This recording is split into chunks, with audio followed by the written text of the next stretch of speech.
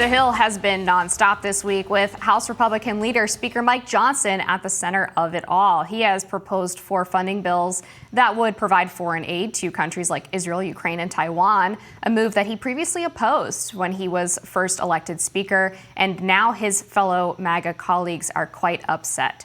What has received less attention, though, this week is a provision tucked into one of these bills that is headed to the Senate, a ban, potentially, on TikTok. Senate Commerce Committee Chair Democrat Maria Cantwell announced her support earlier this week for a bill that would force TikTok's parent company ByteDance to either sell the app to a U.S.-owned entity or force a ban, after it was altered to extend the time period for the sale. Cantwell said in a statement, "I'm very happy that Speaker Johnson and House leaders incorporated my recommendation to extend the ByteDance divestment period from 6 months to a year." She said this is necessary to ensure there is enough time for a new buyer to get the deal done. The change amends one of the concerns that critics raised about the bill, that it gave just a short time frame for TikTok's parent company to sell the app before it would be banned. Joining us now to weigh in is tech reporter at The Hill, Rebecca Klar. Thank you so much for joining us, Rebecca. Yeah, thanks for having me. I'm paying very close attention to the potential TikTok ban. You had Ro Khanna go on TikTok, put out a video, and say that actually what's going on behind the scenes is that this absolutely is going to pass the Senate. Biden will sign it over the weekend. What do you make of where we're at right now? Do you see it the same way, that it's very likely to pass? Yeah, I mean, I think the point that we're at is that the House already has passed this bill with broad bipartisan support, which had already put pressure on the Senate. I think the decision in order to include this with that amendment that extends that time period, which is, one of the concerns that critics have raised, that it was too short of a time period, putting this into the broader foreign aid package, I think does sort of seem to force the Senate's hand to face this. It's not something that they could really put off as they may have been able to when the bill just advanced over there. I think, the addition of having the Senate Commerce Chair backing this bill also really raises its chances of being viable in the Senate. At the same time, though, we're still seeing opposition from some members of the Senate. I spoke with senators like Elizabeth Warren yesterday, who are still raising concerns about how this is seemingly targeting one app, which is something that we saw progressives in the House raise as well. I think what we have to be aware of is if that opposition will be enough for them to hold this up, if it is tied to this broader package. And it wasn't that long ago, just a few years, that the former president Donald Trump had floated the idea of a similar ban on TikTok, but it didn't really get anywhere. So what do you think has changed now that there's broad bipartisan support for this measure?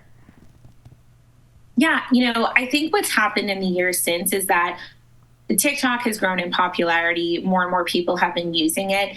And lawmakers have been getting these classified briefings about national security concerns that they've said have been convincing enough in order to sway them, in order to put pressure on this and to really lead this effort in order to try and force the sale of TikTok. I think that's also an important point here, is that the bill wouldn't outright ban TikTok. It would force TikTok's Chinese-based parent company, ByteDance, to sell TikTok. However, ByteDance has said that they likely wouldn't do that, which could lead to a ban. And that could also lead to a court challenge and it being blocked, like other attempts like under the Trump administration or states have faced. But I think what's been happening is there have been these briefings. We don't know exactly what's coming out of those. I think there's also been, a good degree of public reporting about some of those concerns that TikTok poses. At the same time, I think that we're seeing critics of this saying that this is an industry-wide issue. It's not just TikTok. U.S.-based companies also pose some of these risks. And some of those critics would like to see the Senate and the House take up these issues in terms of more regulations for the industry as a whole, as opposed to this measure, which would really only impact TikTok. Do you think there's a buyer out there for TikTok? Is that a reason why the parent company ByteDance might not be willing to sell it? Because no one can really pay what it's worth? Yeah, I think thinking about the buyer is something that's also, an interesting point here. What we've seen some critics say is that if these issues are present, then having another buyer isn't necessarily going to take those issues away, whether it is a U.S. buyer or, a different foreign country, someone based in a different foreign country. I think another issue that's at play here is sort of the competition and antitrust angle. We've seen a lot of pressure about how these tech companies have built up their power. Meta specifically has faced pressure over if it's bought out its competitors in the social media market when Facebook bought Instagram and WhatsApp. So I think that's also another concern here is, would another tech company try and buy TikTok, and what issues would that pose? I think another issue is also in terms of the algorithm, which is what critics have really been focused on, is if this algorithm is both posing national security concerns, is it addictive? If it's posing all of these issues that they're saying TikTok poses, would having another buyer fix that? I think that's something that people who are against this bill have really been voicing in terms of if it's getting at the root causes of what those issues are. Interestingly enough, one of the proposed buyers is the Treasury Secretary under Trump, Steve Mnuchin, who says that he's putting an investor group together to potentially buy the app. But I want to ask you, Rebecca, about the fact that when this bill was first brought forward, this divestment bill was first brought forward, a lot of these congressional offices received very angry calls from young people who quite like TikTok. Some of them went as far as to threaten to commit suicide, really quite intense consternation against these congresspeople for moving this forward. Is any of that political pressure swaying anyone on the Hill, or are they pretty firm in where they stand at this point? Right. I think that was definitely an interesting aspect of this that we saw, in a way that TikTok really used its power in a different way than we've seen other traditional tech companies, use their lobbying power and influence.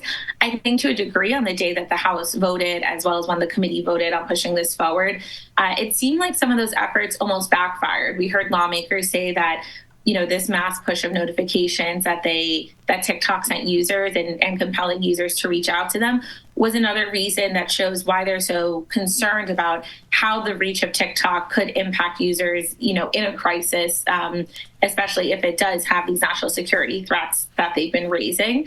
I think what we will continue to see is TikTok really pushing back on this. So whether that's as this pushes forward in the Senate, really leaning into its ad campaigns. I think something that we've also seen in terms of TikTok lobbying against this is both using its very enthusiastic, impassioned user base, as well as its creators, and putting its creators at the forefront, saying that this will impact their small businesses. They've put out ads that feature, nuns that are using the apps, farmers, people that are sort of compelling in order to get an audience and to get, people engaged to be against a bill that could lead to a ban on it.